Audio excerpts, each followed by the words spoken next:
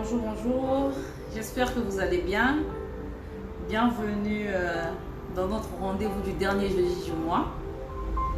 Je m'excuse déjà du bruit de voiture en fond arrière. Je suis désolée, je ne pouvais pas manquer le rendez-vous du mois, donc je fais avec les moyens de bord. J'espère que vous allez bien.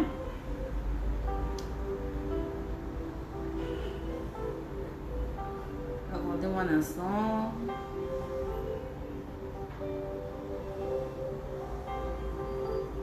Ok.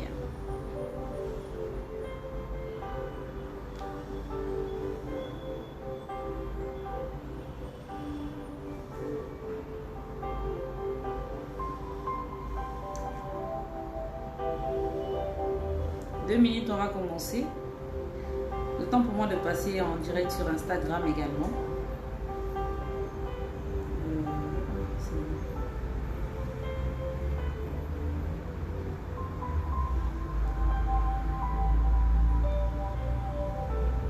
Bonjour, bonjour, bienvenue, j'espère que vous allez bien. Bienvenue si vous êtes nouveau. Si vous êtes ancienne, bienvenue. En tout cas, j'espère que vous allez bien. Nous allons aborder notre sujet du mois qui est 9 clés pour faire de vos enfants des as à l'école. Donc, 2 minutes. Ok. Alors, bonjour, bonjour. Moi, c'est Madame Chani Koya. J'espère que vous allez bien. Je suis la présidente de Nos Enfants, Notre Avenir. Et je suis auteur des livres 9 principes de vie pour réussir l'éducation de vos enfants et 13 vérités pour guérir des blessures émotionnelles.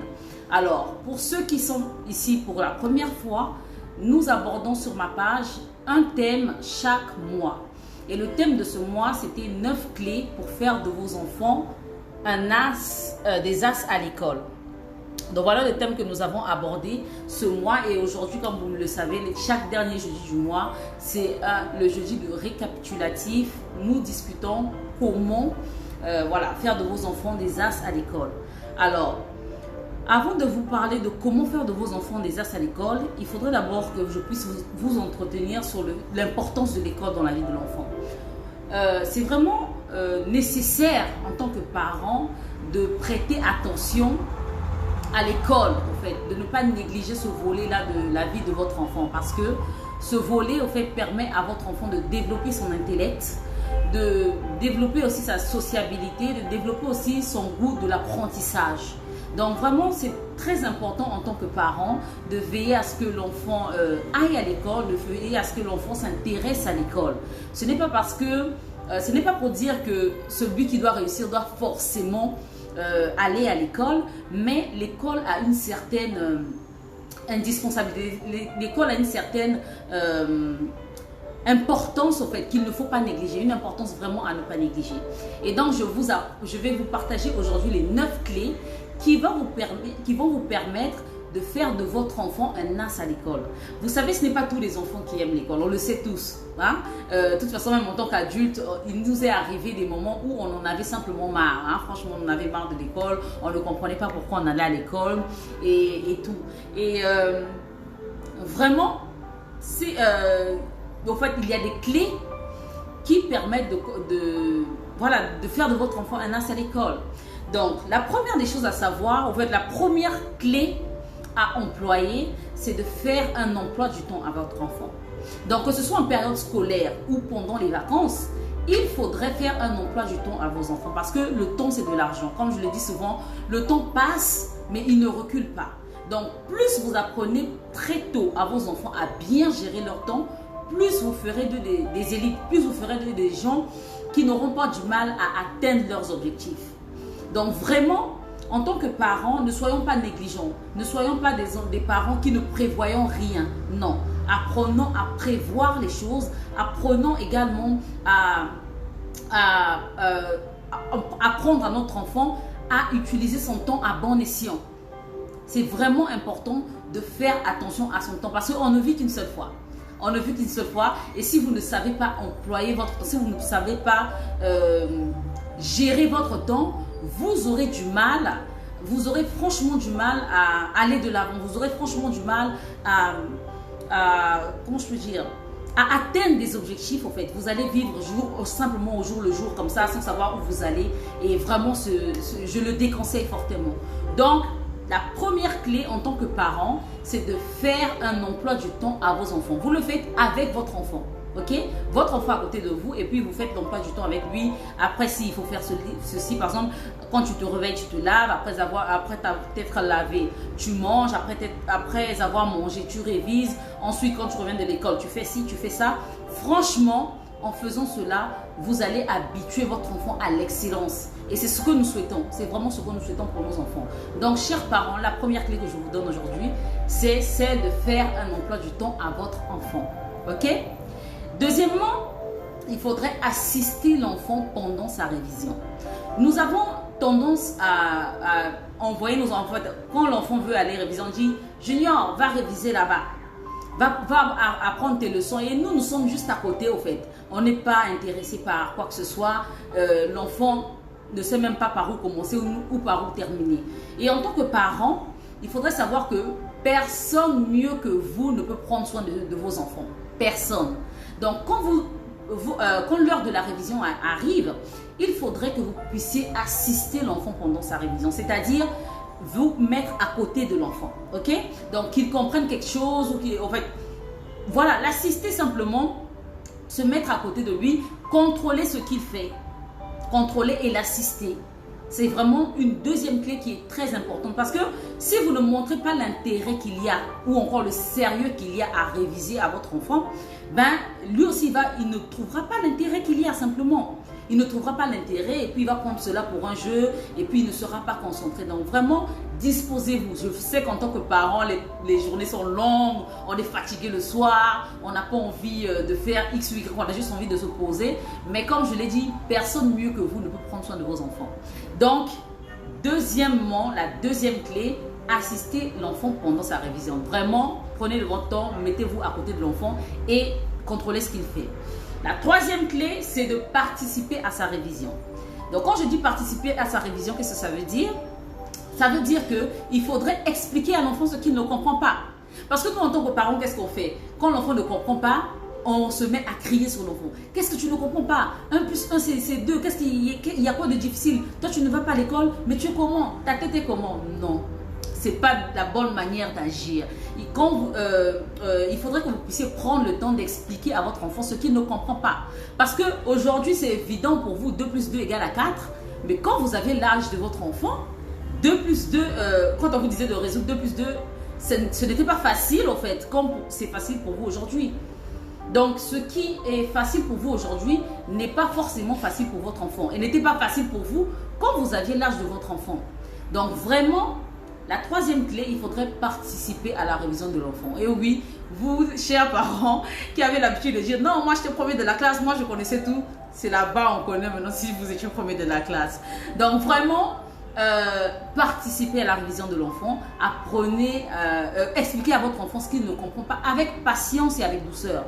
Parce que il faudrait vraiment faire de ce moment un moment joyeux, un moment de gaieté, en fait, un moment où l'enfant est épanoui, un moment où l'enfant trouve plaisir en fait à réviser. Parce que si vous êtes en train de crier sur l'enfant, si vous êtes en train de le gueuler ou bien s'il y a une chicotte à côté, ah si tu trouves pas ça, je vais te taper tout, l'enfant n'aura jamais envie de réviser.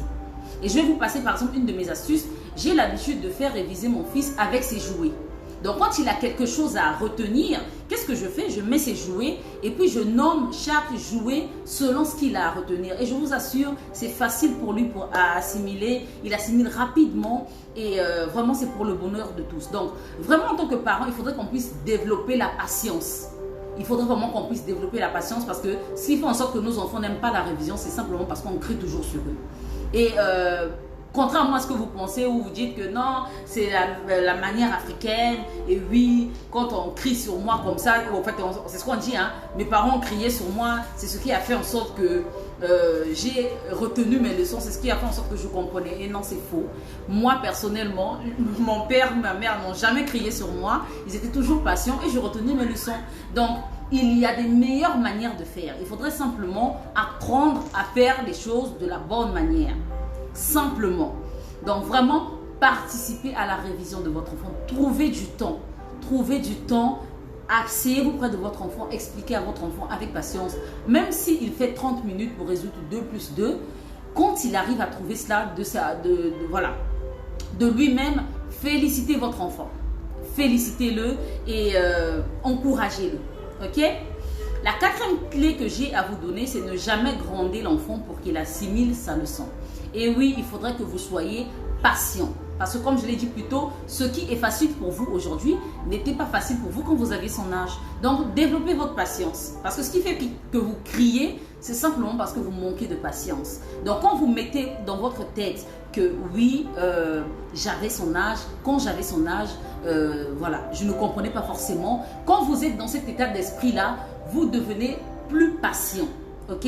Gronder l'enfant ne fera pas en sorte qu'il puisse comprendre sa leçon. Au contraire, il sera apeuré, il n'aura pas le courage de faire X ou Y chose, donc il sera traumatisé simplement et il ne pourra pas assimiler ce qu'il a assimilé. Donc, la cinquième clé que j'ai à vous partager, c'est d'encourager l'enfant dans ses moindres succès. Donc, comme je l'ai dit tout à l'heure, même s'il fait 30 minutes pour trouver 2 plus 2, il faudrait l'encourager quand il trouve. Non, il n'y a pas de souci. Il faudrait l'encourager quand il trouve l'opération qui est en fait, quand il trouve la solution à son problème. Donc, ce n'est pas, il ne faudrait pas, comment je peux dire, résoudre les choses à sa place. Non, parce qu'il y a des parents qui sont tellement impatients que tellement que l'enfant ne comprend rien, que l'enfant n'arrive pas à trouver. Qu'est-ce que le parent fait? Eh bien, il résout l'exercice à la place de l'enfant. Non. Parce que quand vous résolvez l'exercice à la place de votre enfant, vous ne permettez pas à votre enfant comment je peux dire, à affronter ses difficultés. Et vous ferez de lui un enfant sans courage, un enfant qui est toujours là, qui sait toujours qu'on traite ses exercices, qui ne fait pas d'efforts, un enfant qui est juste comme ça et toutes les choses comme ça. Non. Il faudrait vraiment ne pas traiter ces exercices. Ça, c'est la sixième clé. Voilà. La cinquième clé, c'est encourager-le dans ses moindres succès. Ok.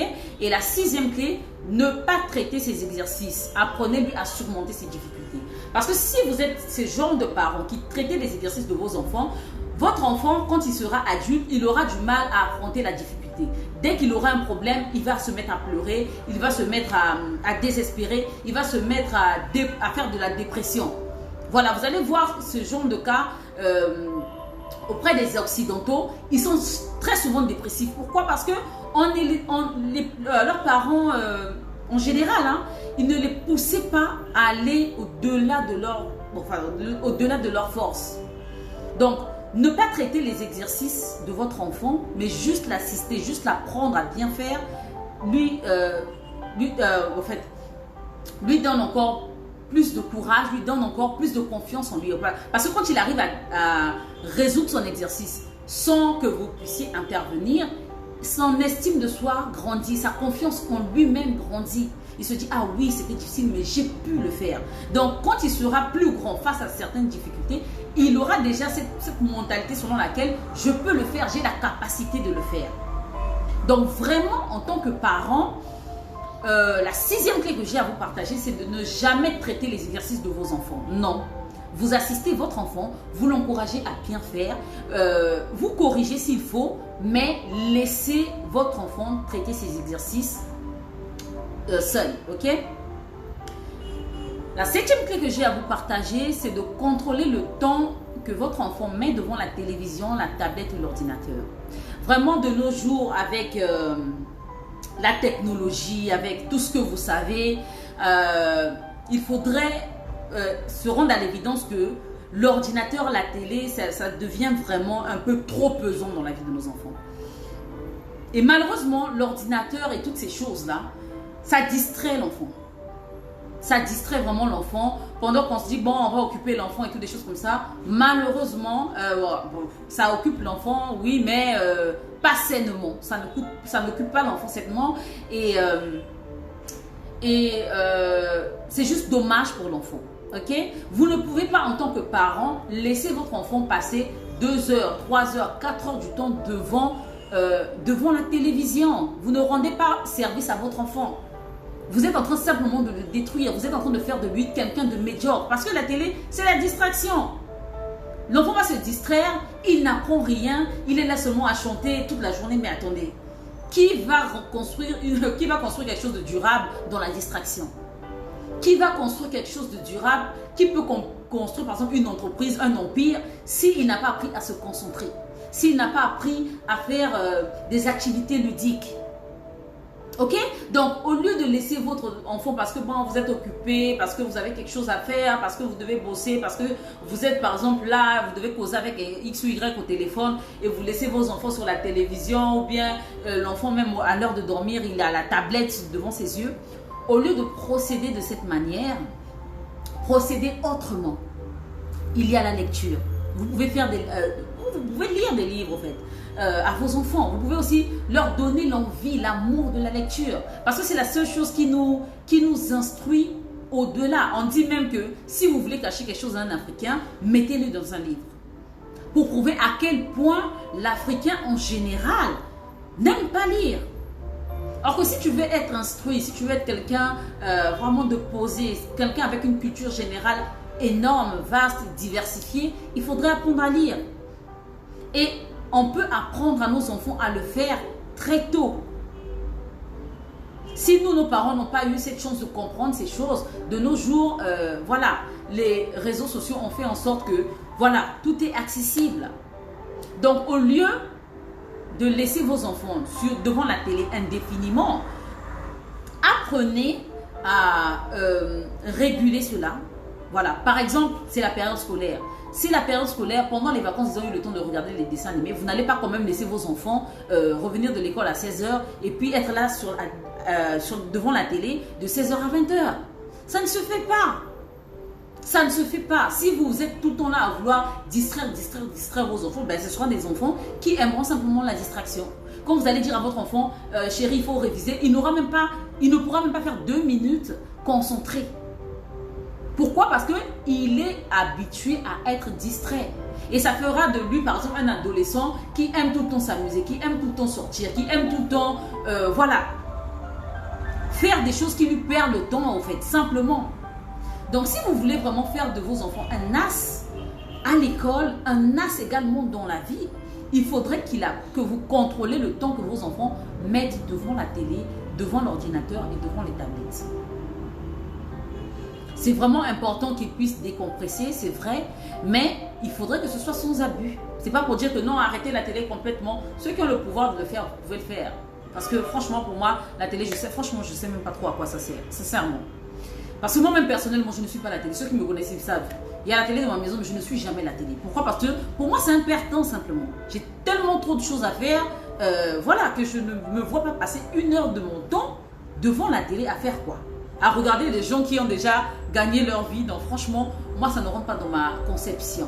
Mais si vous aimez, par exemple, la télé, je ne vous déconseille pas ou je ne vous décourage pas, mais seulement je vous invite à contrôler le temps que vous faites devant la télé. Parce que tous les programmes télé que vous suivez, tous ces novellas et toutes les choses comme ça, ce sont des gens qui ont réussi leur vie. Donc pendant que vous êtes en train de vous distraire, eux, ils sont en train de se faire de l'argent.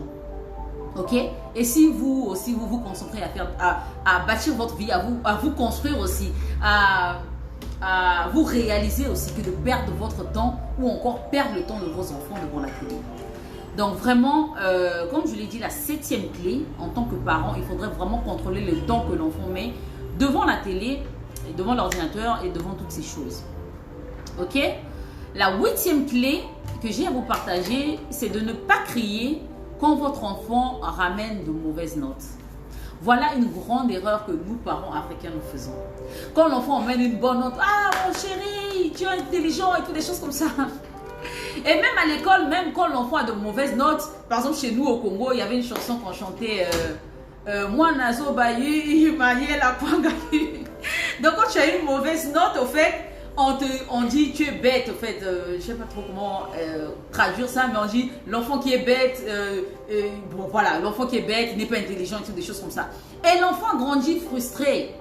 L'enfant grandit frustré, les gens prennent ça pour s'amuser, mais vous frustrez simplement l'enfant et vous l'empêchez. Bon, il y a d'autres qui le prennent aussi bien. Il y a d'autres qui que ça booste à bosser, mais dans la plupart des cas, l'enfant est frustré. Et quand par exemple l'enfant ramène une mauvaise note, il ne faudrait pas simplement l'applaudir. En fait, il ne faudrait pas simplement l'applaudir quand il ramène une bonne note. Quand il ramène une mauvaise note, il faudrait que vous puissiez dire à votre enfant, mais tu es capable de mieux faire. Là, tu n'as pas bien bossé, mais je sais que la prochaine fois, tu peux mieux faire. Donc, on va s'arranger. Moi, c'est ce que je fais par exemple avec mon fils. Quand il me ramène une mauvaise note, je ne gronde pas sur lui. Mais je lui fais simplement savoir que là, chérie, tu as mal travaillé. Tu aurais pu mieux faire, en fait, parce que tu as les capacités. Je te sais intelligent. Qu'est-ce qui n'a pas marché? Qu'est-ce que tu n'as pas compris? Et là, il m'explique pour me dire, maman, j'ai pas compris ci, j'ai pas compris ça. Et je me donne le temps pour expliquer à l'enfant, bah, écoute, prochainement, si tu veux résoudre ça, tu résous comme ceci, tu résous comme cela. Donc, l'échec, c'est très important. Pourquoi? Parce que si vous n'apprenez pas à vos enfants à affronter l'échec, si vous n'apprenez pas à vos enfants à se relever quand ils tombent, ils ne pourront pas être des leaders. Parce que pour être un leader, il faut tomber. En fait, on tombe plusieurs fois avant d'être un leader. Donc, si vous voulez faire de vos enfants un as à l'école, si vous voulez faire de vos enfants des as dans la vie aussi en général, il faudrait apprendre à ne pas crier sur eux quand ils ramènent de mauvaises notes. Mais à leur faire savoir que tu as la capacité de mieux faire. Tu as mal travaillé aujourd'hui, oui, mais je sais que demain tu peux. Ok? Il y a des histoires comme ça, beaucoup de témoignages. Comment est-ce qu'on appelle, il y a même une femme que je suis sur les réseaux sociaux qui est aussi dans l'éducation des enfants, qui elle expliquait son histoire et elle disait que quand elle revenait de l'école et qu'elle ramenait son bulletin devant ses parents, ils applaudissaient toujours. Ah, tu es bien, tu es très intelligente. Ils encourageaient toujours l'enfant. Ok? Et ils l'encourageaient toujours quand elle était enfant. Et donc, elle pensait qu'elle était intelligente.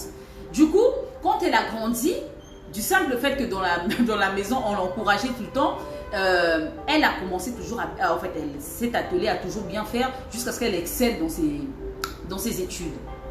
Et quand elle était plus grande, elle est tombée sur ses bulletins quand elle était plus petite, elle s'est rendue compte qu'elle travaillait mal.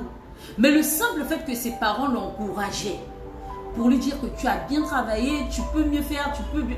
Le simple fait que ses parents fassent cela ont fait en sorte qu'elle puisse exceller dans ses études. Donc vraiment en tant que parent africain, il faudrait qu'on fasse attention à ça. Il faudrait qu'on fasse attention à ça. L'échec, ce n'est pas une fatalité dans la vie de nos enfants. Ce n'est pas une fatalité, c'est juste un moyen pour mieux faire. Que ce soit dans leur vie, que ce soit aussi dans la vie quotidienne, en fait, dans la vie de tous les jours. L'échec n'est pas une fatalité. Donc apprenez à vos enfants cela. Apprenez que l'échec n'est pas une fatalité. Pour ne pas que chaque fois qu'ils échouent, qu'ils se sentent trop mal. On a vu par exemple des histoires des élèves qui se sont suicidés simplement parce qu'ils ont manqué le bac.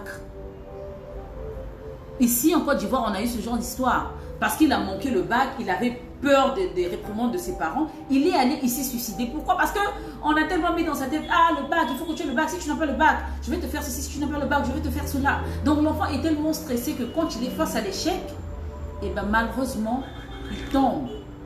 Et pour ceux qui n'ont pas le moral qu'il faut, ils vont jusqu'à se donner la mort, malheureusement. Donc vraiment, en tant que parent, il faudrait apprendre à célébrer les victoires de vos enfants, mais à célébrer aussi les échecs. Je vous assure que si vous avez ce mindset-là, si vous avez cette manière de faire, vos enfants, assurément, ils seront des leaders.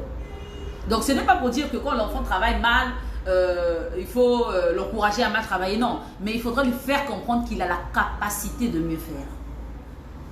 Qu'il a juste mal fait, voilà, c'est vrai, c'est arrivé, tu as mal fait, tu as mal bossé, mais je sais que tu peux le faire, je sais que tu es intelligent. Il faudra vraiment qu'on puisse le faire en tant que parent. Et la 9e clé, il faudrait apprendre à votre enfant à prendre conscience que sa réussite est pour lui et dépend de lui. Parce que ce qui fait en sorte que la plupart des enfants en fait n'aiment pas l'école ou encore se sentent obligés d'aller à l'école, c'est parce qu'ils ne comprennent pas en fait. Ils ne comprennent pas qu'ils vont à l'école, pas pour vous parents, mais ils vont pour eux-mêmes, pour leur réussite. Donc vraiment, il faudrait que vous preniez du temps en tant que parent pour dire à vos enfants, mais tu vas à l'école pour toi. Moi j'ai déjà fait ma vie. Moi, j'ai déjà mon boulot. Moi, j'ai déjà ma maison. Moi, j'ai déjà ma voiture. Mais si toi, tu ne vas pas, tu n'auras pas de l'intellect au fait. C'est pas pour dire que si l'enfant ne va pas à l'école, il ne va pas réussir, non. Parce que chaque enfant a sa particularité. Parce que il faut aussi savoir que l'école instruit. Hein? Votre enfant peut être bon en maths et puis faible en physique, chimie, ou bien bon en français et puis faible en anglais. Donc, il faudrait simplement en tant que parent repérer les points forts de votre enfant pour savoir comment l'orienter. Il faudrait vraiment le faire. Et converser, mettre le dialogue avec votre enfant. Dire à votre enfant, tu vas à l'école, c'est pour toi. Tu vois, si tu vas à l'école, voilà les opportunités qui peuvent se présenter à toi. Si tu prends l'école au sérieux, voilà, cette situation, par exemple, sera plus facile que l'autre. Donc, c'est à vous d'instaurer le dialogue entre vous et vos enfants. Par exemple, dans mon cas, mon mari a l'habitude de dire à mes enfants, l'école, c'est votre boulot. De la même manière dont papa se lève le matin pour aller au boulot, de cette même manière, vous devez vous lever pour aller à l'école. Pourquoi? Parce que l'école, c'est votre boulot d'enfant. Et donc, du coup, ça les enthousiasme. Ils se disent, ouais, nous aussi, on va au boulot, et puis voilà. Donc, vraiment, tout dépend de la manière dont vous conversez avec vos enfants. Tout dépend de la manière dont vous expliquez à vos enfants l'importance de l'école. Mais vraiment, c'est entre vos mains. C'est vraiment entre vos mains. Il faudrait réussir à faire comprendre à l'enfant que sa réussite dépend de lui. Parce que, assurément, un jour, il devra prendre soin de sa famille. Que vous êtes là juste pour un temps pour lui. Vous n'êtes pas là indéfiniment pour lui. Vous êtes là pour un temps. Donc, il faudrait qu'il puisse prendre, voilà, l'école au sérieux simplement. Pour lui-même, son bien-être. Donc, vraiment, je ne vais pas durer aujourd'hui. Vous me connaissez. Je n'avais pas l'intention de durer non plus. Donc, voilà les 9 clés que j'avais à vous partager aujourd'hui. Pour que vous puissiez faire de vos enfants des as à l'école. Je vais récapituler. La première clé, faites-lui un emploi du temps, que ce soit pendant la période scolaire ou encore pendant les vacances. Apprenez à votre enfant à gérer son temps. On ne vit qu'une fois. Le temps, c'est de l'argent. Et voilà, après le temps, ce n'est plus le temps. Voilà, donc il faudrait vraiment apprendre à vos enfants à gérer leur temps. C'est très important. Ok? La deuxième clé, c'est assister votre enfant pendant sa révision. Il ne suffit pas simplement de dire à l'enfant, va réviser. Non, vous vous asseyez à côté de l'enfant pour l'assister. Pardon, la troisième clé, participer à sa révision. C'est de votre devoir d'expliquer à votre enfant ce qu'il ne comprend pas. La quatrième clé, ne jamais le gronder pour qu'il assimile sa leçon. Développez votre patience, développez votre maîtrise de soi et, comment on appelle, ne grondez pas votre enfant. Ne faites pas ces erreurs-là. Ne faites pas cette erreur. Arrêtez de gronder vos enfants pour qu'ils puissent assimiler leurs leçons. Okay? La cinquième clé, encouragez-le dans ses moindres succès. Peu importe le temps qu'il fait pour résoudre une opération, encouragez votre enfant. La sixième clé, ne traitez pas ces exercices. Ne traitez pas ces exercices. En fait, apprenez-lui à affronter la difficulté. C'est vraiment important. Ça fera de lui un bâton, un warrior en fait. La septième clé, c'est de contrôler le temps qu'il met devant la télé, la tablette ou l'ordinateur. La huitième clé, ne criez pas sur lui quand il ramène de mauvaises notes, mais faites-le comprendre qu'il a la capacité de mieux faire. Et la neuvième clé, c'est apprenez-lui à prendre conscience que sa réussite est pour lui et dépend de lui. Donc vraiment, voilà ce que je tenais à partager aujourd'hui. J'espère vraiment que cela vous aidera. Comme je l'ai dit, peu importe le nombre d'employés que vous avez à la maison, personne ne prendra soin de vos enfants mieux que vous. Ok? Donc, je vous randonne pour le dernier jeudi du mois d'octobre parce que ici, chaque mois, nous abordons un thème. Nous discutons sur ce thème et le dernier jeudi de chaque mois, nous faisons un live où nous débattons. Je ne sais pas si vous avez des questions. Je vais me mettre sur la page pour voir. Donc, si vous avez des questions, c'est le moment de me poser des questions et puis voilà, je vais répondre. Donc, voilà, c'était moi, Madame Chanikoya, présidente de Nos Enfants, Notre Avenir et auteur des livres 9 principes de vie pour réussir l'éducation de vos enfants et 13 vérités pour guérir des blessures émotionnelles, des blessures familiales, pardon. Donc, moi, ma mission de vie, c'est de réconcilier les familles à travers la guérison des blessures d'ordre familial des adultes que vous êtes et l'éducation des enfants basée sur les valeurs et la parole de Dieu. Donc, si vous avez des questions, je suis disponible par rapport au fait de faire de vos enfants des As à l'école.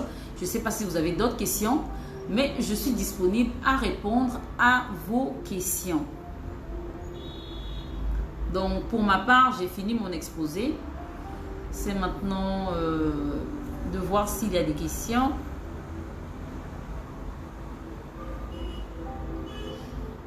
Il y a Auge qui dit leur donner des Legos, du coloriage et des puzzles. Oui, il faudrait apprendre à occuper l'enfant sainement. Il y a tellement de choses, pour occuper l'enfant sainement.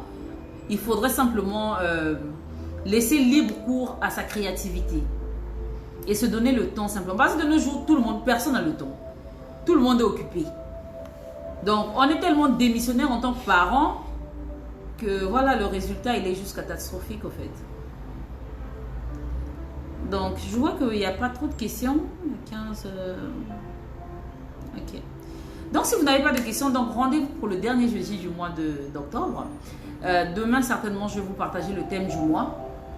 Et voilà, on va se dire à la prochaine. Portez-vous bien. Il y a une dame, Béatrice Bacouon, qui dit « Merci bien, madame. Moi, ma fille manque de concentration en ce qui concerne l'école. » Et oui, si elle manque de concentration, la première des choses d'abord à faire, comme j'ai dit, c'est de contrôler le temps qu'elle met devant les distractions. Ok. Et la deuxième des choses, il faudrait faire attention au genre d'enfant au genre de votre enfant. Parce qu'il y a des enfants qui sont concentrés, ça c'est une longue leçon, qui se concentrent quand tout est calme. Voilà, quand tout est calme, ils se concentrent facilement. Mais il y a d'autres genres d'enfants, ils ont besoin d'avoir un bruit, ils ont besoin d'avoir le bruit de la télé, le bruit de la radio. Il faut qu'il y ait un bruit pour qu'ils puissent se concentrer.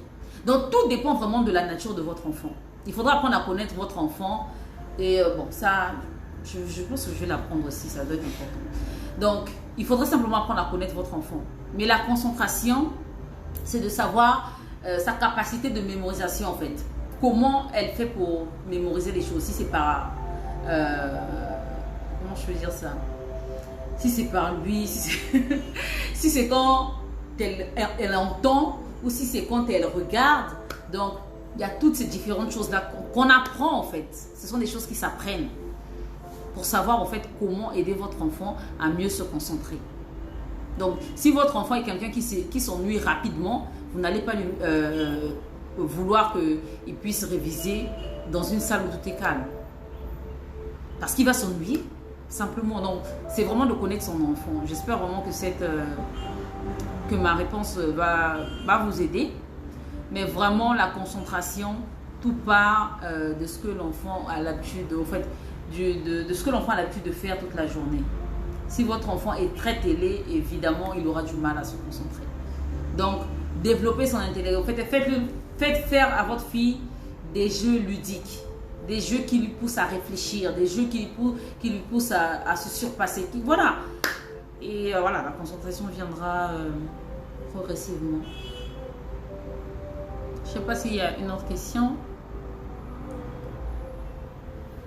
Ok, d'accord. Donc, s'il n'y a plus de questions, je vais vous en donner pour le dernier jeudi du mois d'octobre. Demain, je vous partagerai le thème du mois. J'espère vraiment que ce qu'on s'est partagé ou ce qu'on s'est dit vous aidera. Portez-vous bien. Oh, j'ai oublié ce de Instagram.